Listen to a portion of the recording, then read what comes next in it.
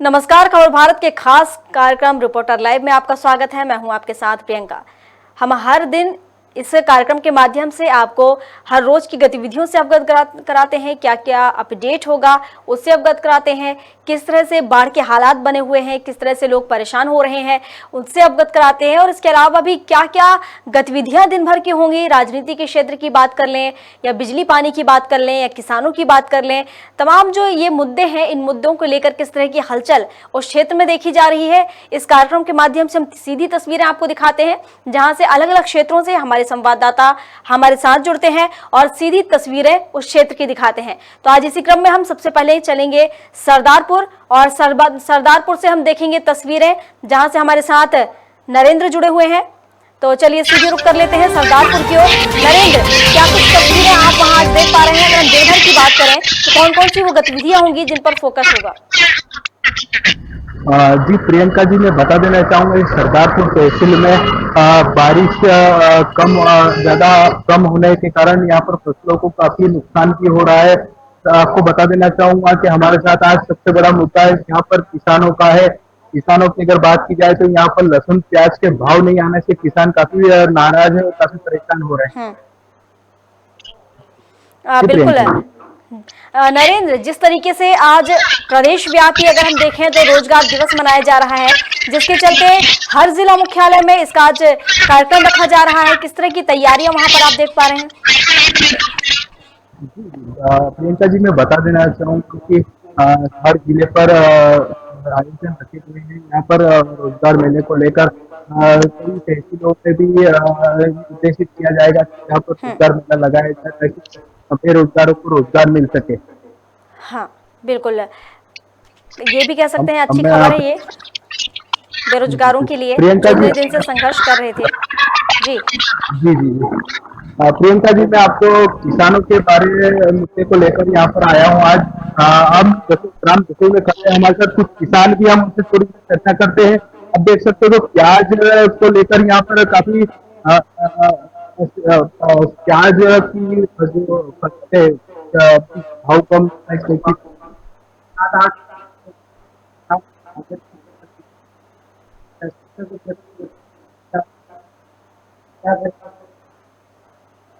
जी प्रियंका जी, किसान का कहना है कि कम दाम में उनकी फसल बिक रही है, ये किसान क्या करे?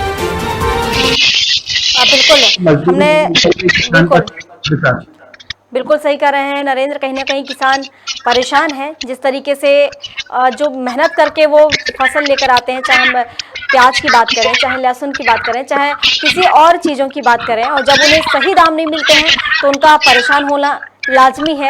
और कहीं ना कहीं प्रशासन भी इसकी ओर कुछ ना कुछ काम कर रहे हैं, लेकिन कब तक उनका जो कहना चाहिए किसानों की पूर्ति हो पाती है वो तो हालांकि समय ही बताएगा। अगर हम शिक्षा की बात करें नरेंद्र, तो वहां से किस तरह की तस्वीर है शिक्षा को लेकर?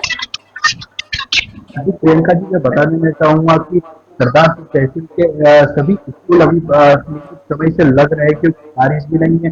हालांकि अगर बात की जाए तो यहाँ पर कल की अगर बात की जाए तो कल यहाँ पर सभी अधिकारी दौरा करते हुए दिखाई दिए। यहाँ पर दिए हुए सभी अधिकारी यहाँ पर हर विद्यालय का दौरा करते हैं। बिल्कुल, जिस तरीके से नरेंद्र हम किसान की बात कर रहे थे, आपके साथ किसान भी मौजूद हैं, क्या कहना है उनका, क्या चाहते हैं वो सरकार से, क्या मांग है उनकी? जी जी जी, सरकार से आप क्या चाहते हैं, क्या मांगे आप?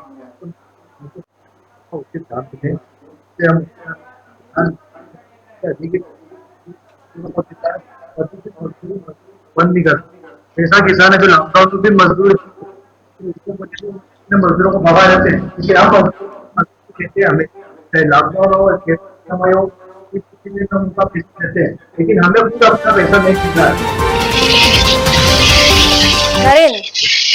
देने के लिए हमारे पास कुछ बच रहा है, कुछ लागत नरेंद्र निकल रही है प्याज की, कम से कम 10 से 12 रुपए का खर्चा आता है प्याज को पकाने में। किसान का कहना है कि प्याज की लागत की नहीं निकली। आप देख सकते हैं। बिल्कुल नरेंद्र, मैं बीच में आपको रोकना चाहूंगी, मैं फिर से आपके पास लौट कर आऊंगी, लेकिन को लेकर बहुत सारे प्याज इनके सड़ चुके हैं किसानों के। आप देख सकते हो पूरे प्याज खराब है। आप चटनी कर रहे हो, उससे प्याज खराब नहीं कर रहे आप चटनी कर रहे हो, उससे प्याज खराब नहीं कर रहे। जी प्रियंका जी, आपको बता देना चाहूंगा कि मैं सरदारपुर तहसील के ग्राम दसई में अभी एक किसान के गोडाउन में जहाँ पर प्याज भरे जा रहे हैं। हमारे साथ और भी किसान हैं, हम थोड़ी सी चर्चा कर लेते हैं इस विषय में। आज ही किसानों को लेकर प्याज लहसुन भाव नहीं है, उसको लेकर प्याज और लहसुन में हमको बहुत नुकसान झेलना पड़ रहा है। प्याज और लहसुन का भाव करीब 2-3 साल से करीब नहीं के बराबर मिल रहा है और खर्चे हमारे डबल हो गए। आमदनी डबल तो नहीं, 2022 में सरकार बोल रही थी कि आमदनी डबल होगी, लेकिन डबल तो कुछ भी नहीं हुआ है, सिर्फ दाम आधे हुए हैं। इसलिए हम सरकार से चाहते हैं कि हमें उचित मूल्य मिले। जी प्रियंका जी। बिल्कुल नरेंद्र, मैं फिर लौट कर आऊंगी आपके पास, फिर हम जानेंगे उनसे कि आखिर कितनी लागत आती है और कितना नुकसान उन्हें हो रहा है। तो मैं आपके पास वापस लौट कर आऊंगी, लेकिन अब हमारे साथ जिस तरीके से हम बता रहे हैं, अलग अलग क्षेत्र की तस्वीरें आपको दिखा रहे हैं कि किस तरीके से वहां पर परेशानी आ रही है। सरदारपुर से हमारे साथ नरेंद्र जुड़े हुए थे, जिन्होंने एक तस्वीर दिखाई जिसमें लोग जो किसान है वो परेशान नजर आ रहे हैं। वहां पर प्याज भरी हुई है, लेकिन उसकी जो सही लागत है, सही जो उसके दाम है वो उनको नहीं मिल पा रहे हैं, जिसके चलते वो परेशान नजर आ रहे हैं। और इसी क्रम में हम अब सीधे रुक कर लेते हैं छत्तीसगढ़ की ओर। गौरेला से हमारे साथ जुड़े हुए हैं तनवीर, तो हम तनवीर की ओर रुक कर लेते हैं और तनवीर से जान लेते हैं कि आखिर छत्तीसगढ़ में किस तरह की तस्वीर है। तनवीर, जिस तरीके से अभी हमने देखा कि मध्य प्रदेश में अगर हम बात करें सरदारपुर की, तो वहां पर किसान कहीं ना कहीं प्याज के दाम को लेकर परेशान है, तो क्या यहाँ पर भी इस तरह की तस्वीरें आ रही हैं सामने? जी बिल्कुल, देखिए अगर मैं किसानों की बात करूं या प्याज लहसुन की बात करूं तो यहाँ पे इस तरीके की कोई तस्वीरें सामने नहीं आ रही है। लेकिन अगर मैं किसानों की बात करूं तो यहाँ पे किसानों की फसल को अच्छा खासा नुकसान होता दिख रहा है, क्योंकि यहाँ पे हाथियों के कारण जो है किसानों की फसलों को बर्बाद किया जा रहा है। क्योंकि यहाँ पे लगातार अभी जो प्रशासनिक है, प्रशासन के अधिकारी हैं और कई विभाग के अधिकारी हैं, लगातार धरने पे बैठे हुए उनकी हड़ताल जारी है, जिसकी वजह से ज्यादातर लोग ड्यूटी पे मौजूद नहीं है, जिसका खामियाजा कहीं ना कहीं किसानों को तो भुगतना ही पड़ रहा है। अगर मैं बात करना चाहूँ अपने जिले की राजनीति की, तो राजनीति क्षेत्र जो इस समय बहुत गरमाया हुआ है, क्योंकि यहाँ पे कांग्रेस की अंतर कला ही सामने नजर आ रही है। क्योंकि इसकी एक बात मैं आपको बताना चाहूंगा कि यहाँ पे जो जनपद पंचायत गौरेला का जो मामला है, जनपद पंचायत अध्यक्ष कांग्रेस के प्रत्याशी, कांग्रेस की जनपद पंचायत अध्यक्ष ममता पैकरा है। 16 सदस्यों की ये टीम है, 16 में से 11 सदस्य जो हैं ये कांग्रेस के ही हैं, लेकिन ये 16 में से 11 सदस्यों ने अपने ही अध्यक्ष के खिलाफ मोर्चा खोल दिया और कलेक्टर को अविश्वास प्रस्ताव लाने के लिए ज्ञापन दिया है। जी हाँ बिल्कुल है, लगातार हाथियों का आतंक तो यहाँ पर देखा ही जाता है। सरकार भी लगातार प्रयास करती है, लेकिन उसके बाद भी अगर देखा जाए तो जो रिजल्ट कहना चाहिए, जो अच्छा परिणाम कहना चाहिए, वो कहीं निकलकर सामने नहीं आता है। क्योंकि लगातार आज भी किसान परेशान है, आज भी वो मांग कर रहे हैं और आज भी उनकी जो खेती है कहीं ना कहीं वो प्रभावित हो रही है इन हाथियों के चलते। लेकिन सरकार को ऐसे कोई ठोस कदम उठाने चाहिए जिससे कि इनकी परेशानियों को दूर किया जा सके। जी बिल्कुल, सरकार को ऐसे ठोस कदम उठाने की और ऐसी कई परियोजनाएं सरकार के द्वारा चलाई भी जाती है, लेकिन उसका जमीनी स्तर पे कहीं वो परियोजनाओं का काम दिखाई नहीं देता है। क्योंकि अभी मैं आपको बताना चाहूंगा मैम कि अभी जो पिछले कुछ दिनों से 3 हाथियों का जो एक समूह है यहाँ काफी ज्यादा लोगों को परेशान कर रहा था, घरों को नुकसान पहुंचा रहा था, घरों को तोड़ दिया। इसमें अभी 2 दिन पहले ही एक आदमी को हाथियों के द्वारा कुचल दिया गया। लेकिन अब सबसे ज्यादा वन विभाग के लिए चिंता का विषय इस बात का है कि 24 हाथियों का दल जो है इस समय जिले की सीमा पे मौजूद हो चुका है। 24 हाथियों का खतरा, भी तो 3 हाथियों का खतरा बना हुआ था, लेकिन 24 हाथियों का आने का खतरा बना हुआ, क्योंकि जिले की सीमा पे ही लगा हुआ वो हाथियों का डेरा इस समय। तो सरकार को कहीं ना कहीं इस ओर ध्यान देना चाहिए और जितने भी जो हड़ताल में कर्मचारी गए हैं, चाहे वो वन विभाग के कर्मचारी हो, चाहे किसी भी माध्यम से हो, उनको अपनी ड्यूटी और अपनी जिम्मेदारी समझते हुए आना चाहिए और ग्रामीणों के लिए जान बचानी चाहिए। देखिए प्रियंका जी, मैं आपको यहाँ पे एक बात और बताना चाहूंगा कि हाथियों के जो आतंक से जो यहाँ ग्रामीणों को नुकसान जो हुआ है, जिनको गरीबों के मकान तोड़ दिए गए, फसलों को बर्बाद किया गया है, मकान तोड़ने के एवज में वन विभाग की तरफ से उनको मुआवजा राशि मात्र 5,000 रुपए दी गई है। 5,000 रुपए मुआवजा राशि होती क्या है? उनको मुआवजा राशि और भी देने की बात कही गई जब यहाँ के जनप्रतिनिधि और यहाँ के समाज सेवी लोगों की तरफ से। तो वन विभाग ने सीधा सीधा ये कह दिया कि देखिए अभी हम सहायता राशि के रूप में ये 5,000 राशि दे रहे हैं ऐसे लोगों को जिनका नुकसान हुआ है, जिनके घर क्षतिग्रस्त हुए हैं, लेकिन इसकी मुआवजा राशि और भी आगे चलेगी जो कार्य अभी प्रोसेसर में है। जी बिल्कुल, बिल्कुल सही कहा तनवीर आपने कि कहीं न कहीं 4,000 रुपए मायने नहीं रखते हैं, लेकिन उन्हें सही मुआवजा देना चाहिए। जिस तरीके से लगातार उनकी फसलों को नुकसान हो रहा है, हाथियों के आतंक के चलते जिस तरीके से लगातार किसानों की कमर टूट रही है, वैसे ही अगर हम देखें तो जो सत्ता में काबिज लोग हैं, तो कहीं न कहीं उनको इस मामले को गंभीरता से लेना चाहिए और कोई ना कोई ऐसा ठोस कदम उठाना चाहिए जिसके चलते इन लोगों की परेशानियां दूर हो सकें। हालांकि हम देख रहे हैं कि सरकार लगातार प्रयास कर रही है, लेकिन इसके बाद भी हम ये कह सकते हैं कि जो उस पद पर बैठे अधिकारी हैं, जिनका ये फर्ज है, जिनकी ये जिम्मेदारी है, कहीं ना कहीं वो ही निष्क्रिय नजर आ रहे हैं, जिसके चलते इन लोगों का उसका खामियाजा उठाना पड़ रहा है। जी बिल्कुल, जो निष्क्रिय अधिकारी हैं, इन्हीं की कमियों की वजह से जो आज ग्रामीणों को इनका खामियाजा उठाना पड़ रहा है, चाहे वो अपनी जान को दांव में लगाते हैं या अपने घरों को दांव में, क्योंकि देखिए ज्यादातर ग्रामीण एरिया में जो घर होते हैं ग्रामीणों के, वो दूर दूर में बसे होते हैं, एक घनी बस्ती नहीं होती। लेकिन हाथी जब अपनी पेट की भूख मिटाने के लिए खेतों की तरफ रुख करता है और खेतों में फसलों को तो बर्बाद करता ही, और साथ में जो उनके सामने जो भी घर पड़ जाए या जो भी कच्चे मकान पड़ जाए, वो उनको तहस नहस कर अपनी पेट की भूख मिटाता है और घर में रखे हुए अनाजों को भी चेक कर जाता है। तो कहीं ना कहीं प्रशासन को चाहिए, वन विभाग की टीम को चाहिए कि जब सूचनाएं हाथी की मिलती है कि इस जगह पे हाथियों का दल मौजूद है, तो ग्रामीणों को सूचित किया जाए। मुनादी के जरिए ग्रामीणों को सूचित तो किया जाता है, लेकिन ये मुनादी जो होती है ये इंसानों के लिए होती है। जानवर इंसानों की भाषाएं नहीं समझते, जानवर तो अपनी पेट की भूख मिटाने के लिए अपने भोजन की तलाश में आते हैं। लेकिन वहीं पे जो वन विभाग के द्वारा जैसे वन समिति बनाई जाती है, हाथी रोक दल समिति बनाई जाती है, तो ऐसी समितियों को एक्टिवेट करना चाहिए, उनको ज्यादा जागरूक रहने की जरूरत है, ताकि ग्रामीणों को अगर हाथियों का लोकेशन अगर आपको इस जगह पे मिल रहा है, तो उन ग्रामीण क्षेत्र से लोगों को निकालकर किसी सुरक्षित जगह में रखा जाए, जिससे उनकी जान माल का नुकसान कम हो। जी बिल्कुल है तनवीर, मैं आपको यही रोकूंगी, अब आप बने रहिए हमारे साथ। हम एक बार फिर सरदारपुर की ओर रुख कर लेते हैं। वहां से किसानों से हम बात कर रहे थे, चर्चा कर रहे थे कि क्या कुछ उन्हें परेशानियां हैं और कितनी लागत उन्हें आती है और किस तरह की राशि, या ये कहा जाए कि किस तरह का उन्हें जो कीमत होती है वो मिल रही है, कितना फर्क पड़ रहा है। तो हम सीधे चलते हैं सरदारपुर और जानते हैं किसानों से ही कि वहां पर किस तरह की नरेंद्र किसान हमारे जी प्रियंका जी, मैं किसानों की परेशानियां बड़ी हैं जिस तरीके। जी बोले। जी प्रियंका जी, किसानों की किस तरह से परेशानियां बढ़ी है, किन किन चीजों को लेकर परेशानियां बढ़ी है, हमारे साथ इस ग्राउंड के हमारे साथ किसान है, हम उनसे थोड़ी सी चर्चा कर लेते हैं। सबसे बड़ा यहाँ पर पानी किस प्रकार से गिरा, भी फसल किस प्रकार से, क्या क्या दिक्कतें आ रही है फसलों को लेकर? इस प्रकार से अगर बारिश हुई है, यहाँ पर फसलों को काफी नुकसान हुआ है, क्योंकि बारिश बहुत धीरे हुई है, उससे फसल पूरी तरह से जल के ज्यादा होने के कारण वो गल चुकी है। सोयाबीन में उत्पादन काफी कम निकलने का आशंका जताई जा रही है, क्योंकि आधे किसानों के प्लाट तो खत्म हो चुके हैं, और जिस तरह से इधर लहसुन और प्याज के भाव नहीं है, तो किसानों की आय दोनों तरफ से खत्म हो चुकी है।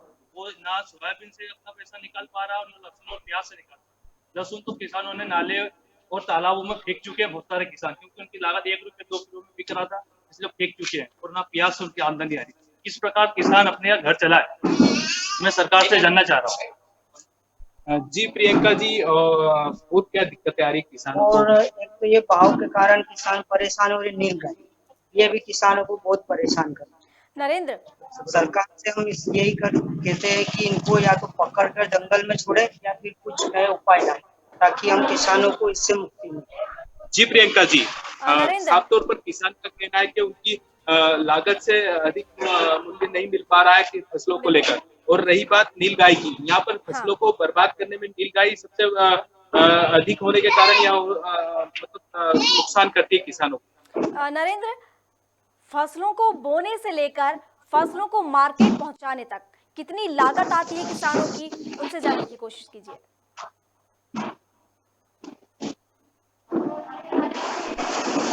नरेंद्र सुन पा रहे हैं? नरेंद्र, क्या आप सुन पा रहे हैं?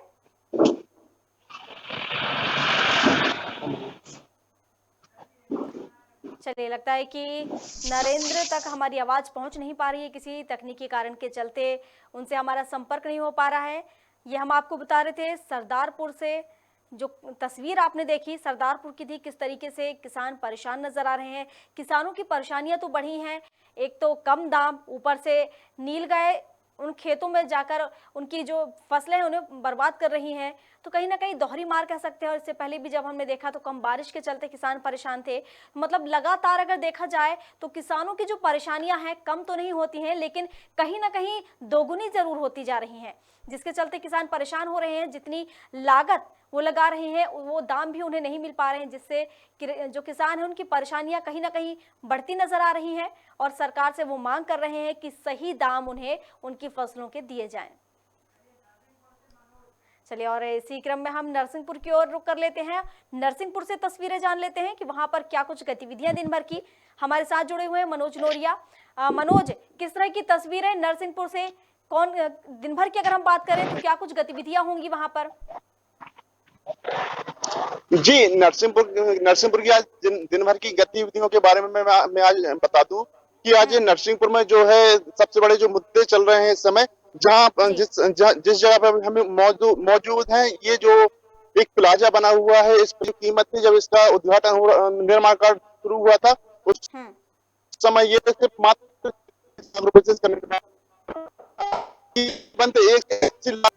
पूर्ण हुआ, तो इसकी जो लागत है वो रुपये है। और इस प्लाजे में हम देख सके ये जो है नगर पालिका द्वारा ये निर्माण कार्य ये किया गया है।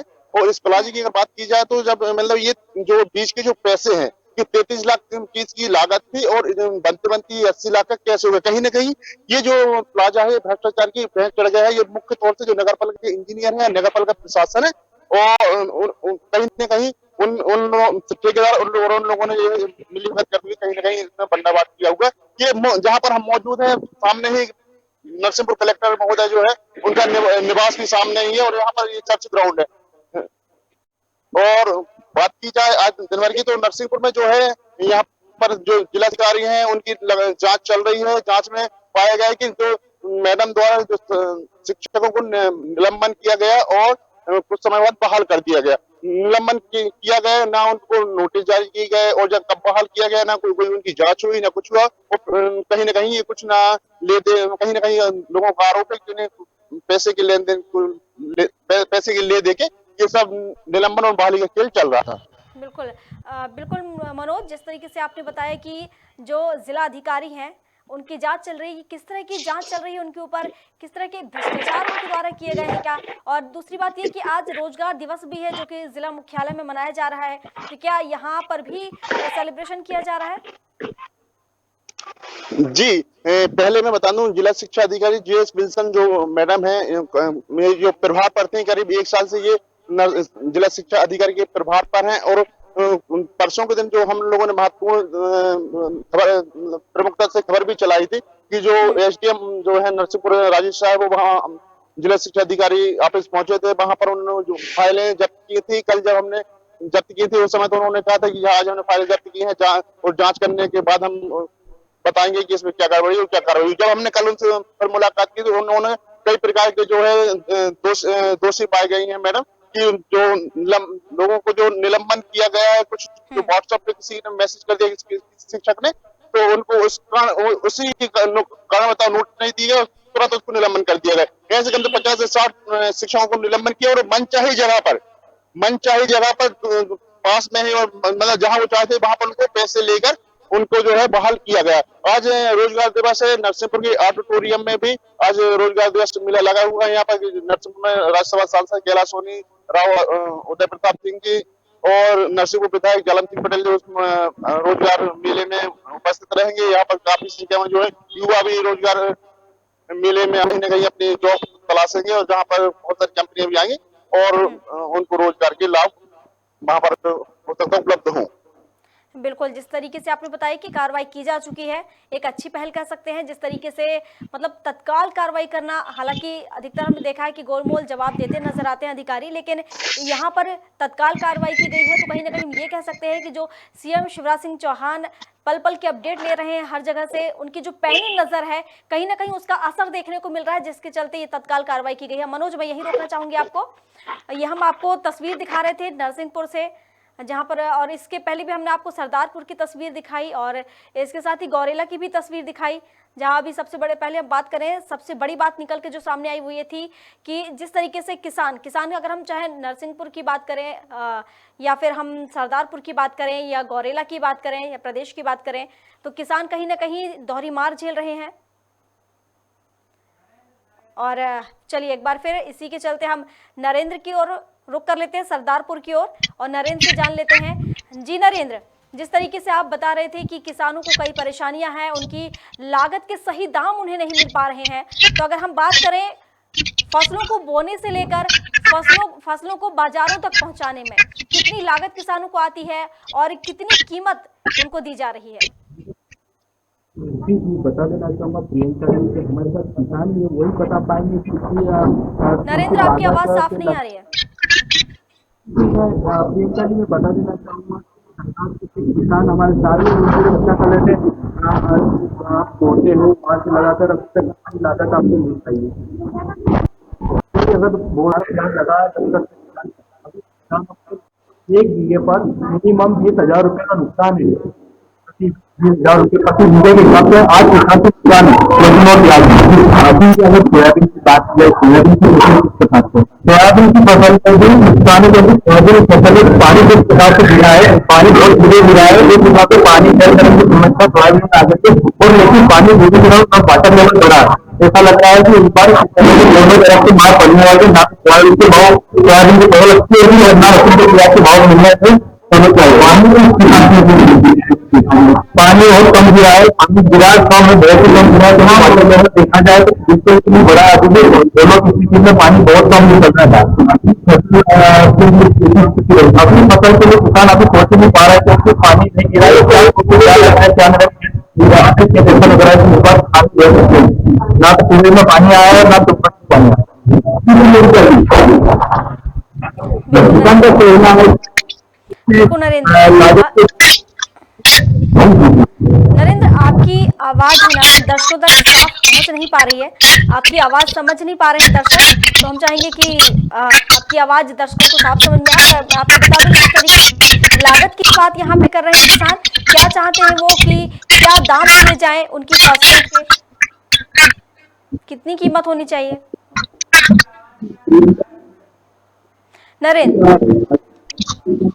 नरेंद्र मैं आपको बीच में रोकना चाहूंगी, आपकी आवाज दर्शकों तक पहुंच नहीं पा रही है।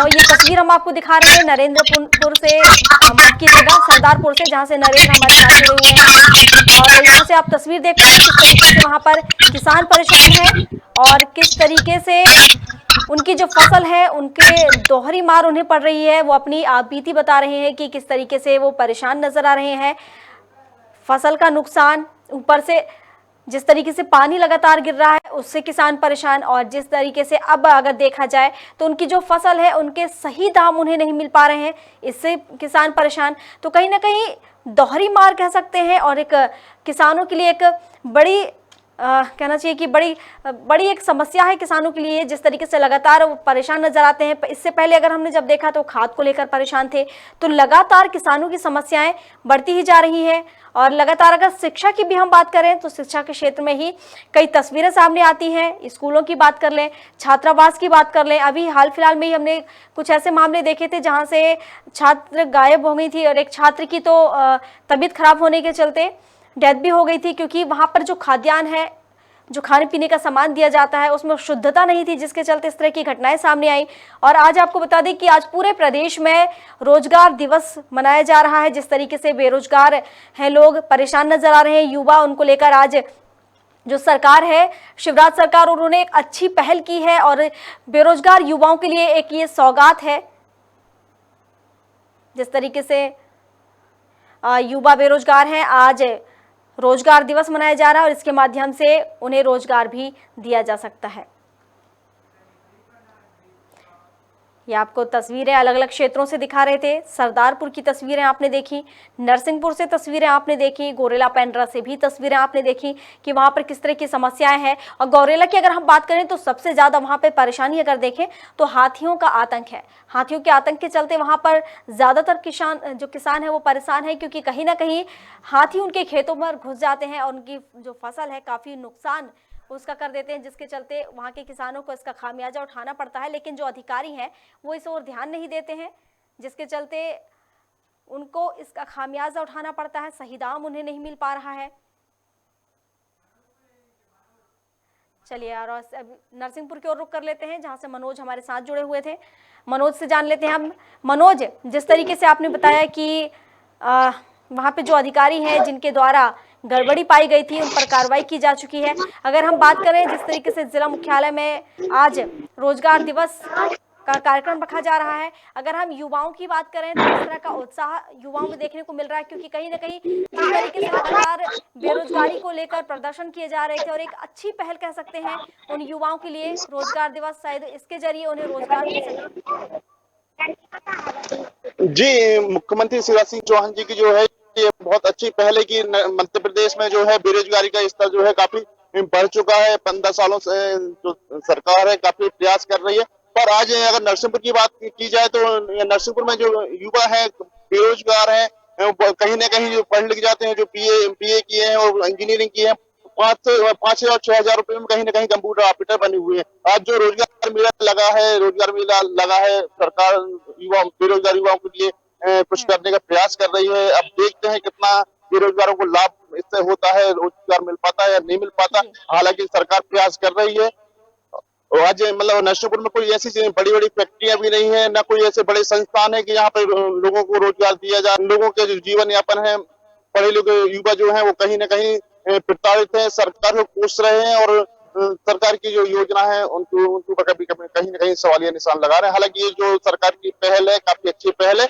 और आज अगर हम बात की जाए जेएस विल्सन मैडम की, तो काफी 1 साल से जो है उन्होंने काफी भ्रष्टाचार मचाया हुआ था। वहां पर जो लोगों का ये आरोप है कि वहां के सभी जुबान से जो वहां के जो कर्मचारी हैं, बाबू हैं, वो भी कहीं ना कहीं उनसे प्रताड़ित थे कि लगातार जो है मैडम शिक्षकों के ऊपर जो है कहीं कोई प्रकार से दबाव बनाती थी।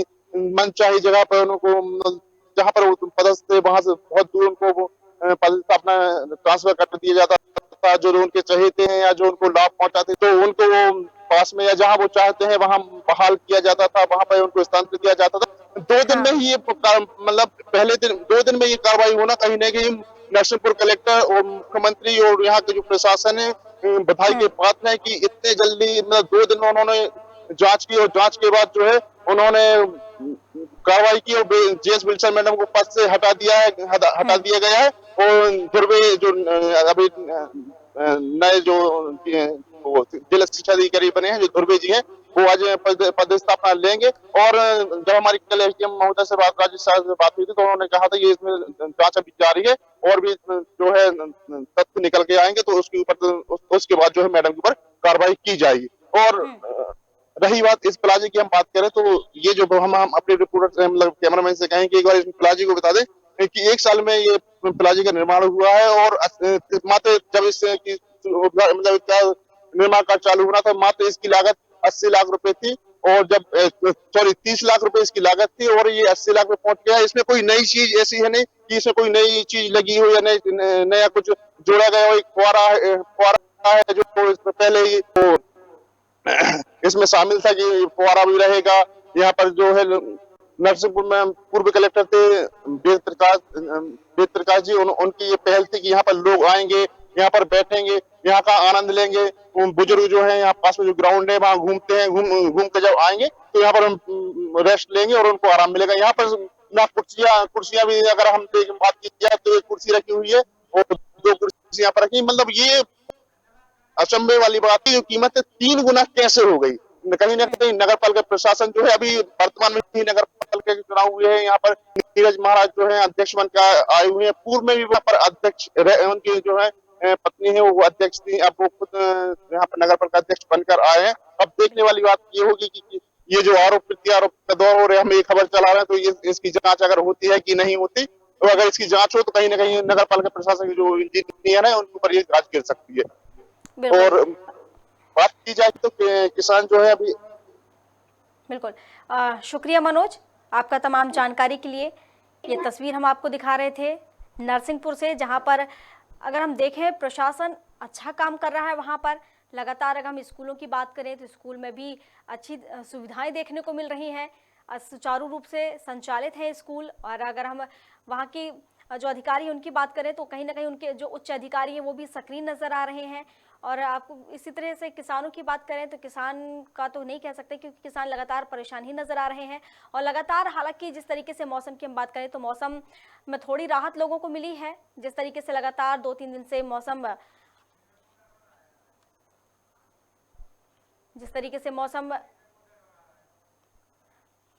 पानी गिर रहा था, तेज बारिश के चलते नदी नाले उफान पर थे, कई लोगों का जो घर है क्षतिग्रस्त हो गया है, कई लोगों का जनजीवन अस्त व्यस्त हो चुका है।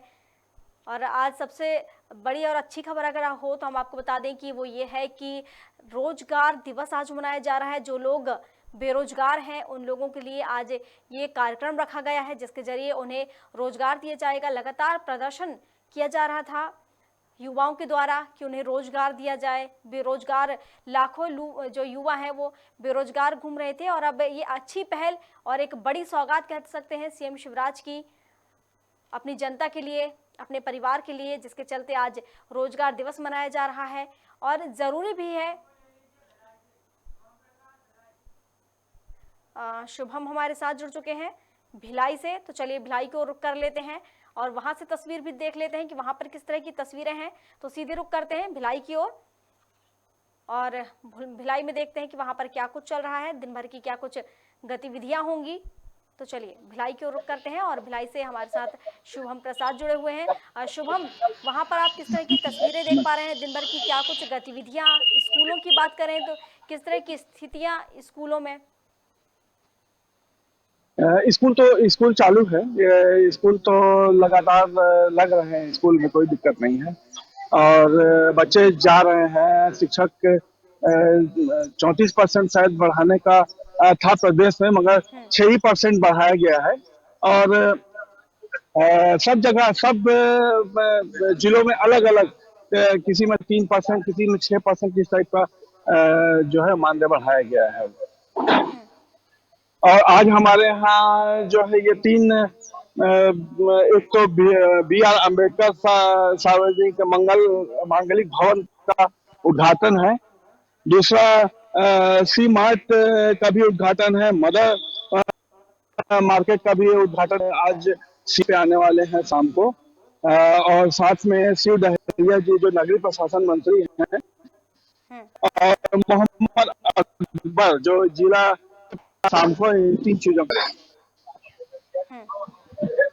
शुक्रिया शुभम आपका जानकारी के लिए, और आप सभी का शुक्रिया जो आप जुड़े हुए थे और आपने जो जानकारियां दी अलग अलग क्षेत्र से, जो तस्वीरें आपने दिखाई, आप सभी का शुक्रिया। और इसी के साथ अब मुझे दीजिए इजाजत। आप देखते रहिए खबर भारत और बने रहिए खबर भारत के साथ। नमस्कार।